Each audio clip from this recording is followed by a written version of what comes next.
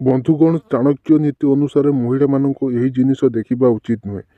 ଯେଉଁ ପୁରୁଷ ମହିଳାମାନଙ୍କୁ ଏହି ଜିନିଷ ଦେଖିଦିଏ ସେ ବର୍ବାଦ ହୋଇଯାଏ।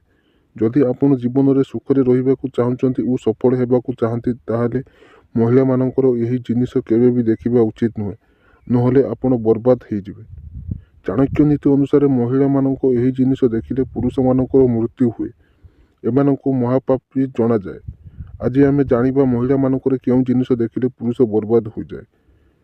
ପ୍ରଥମେ, ଯେଉଁ ପୁରୁଷ ଗୋଟେ ମାଆର ତାର ସନ୍ତାନକୁ ସ୍ତନ୍ୟପାନ କରୁଥିବାର ଦେଖିଦିଏ ନିଜ ମନରେ କୌଣସି ଖରାପ ଭାବନା ଆଣେ, ଏହିପରି ଲୋକଙ୍କୁ ମହାପାପୀ କୁହାଯାଏ। ଚାଣକ୍ୟଙ୍କ କଥା ଅନୁସାରେ ସେହି ବ୍ୟକ୍ତି ଜୀବନରେ କେବେ ବି ଖୁସିରେ ରହିପାରନ୍ତି ନାହିଁ ଓ ସଫଳ ମଧ୍ୟ ହୋଇପାରନ୍ତି ନାହିଁ।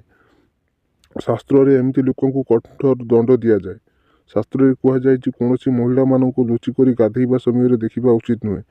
ଲୁଚିକରି କୌଣସି ମହିଳାମାନଙ୍କୁ ଗାଧୋଇଲା ବେଳେ ଦେଖିବା ମହାପାପ ହୋଇଥାଏ।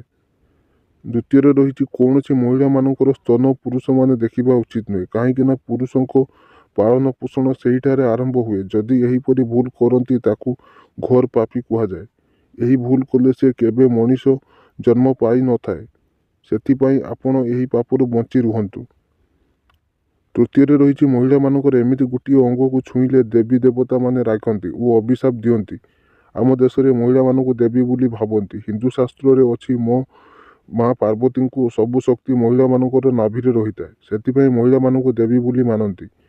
ସେଥିପାଇଁ ପୁରୁଷ ମହିଳାମାନଙ୍କ ନାଭିକୁ ଛୁଇଁବା କଥା ନୁହେଁ।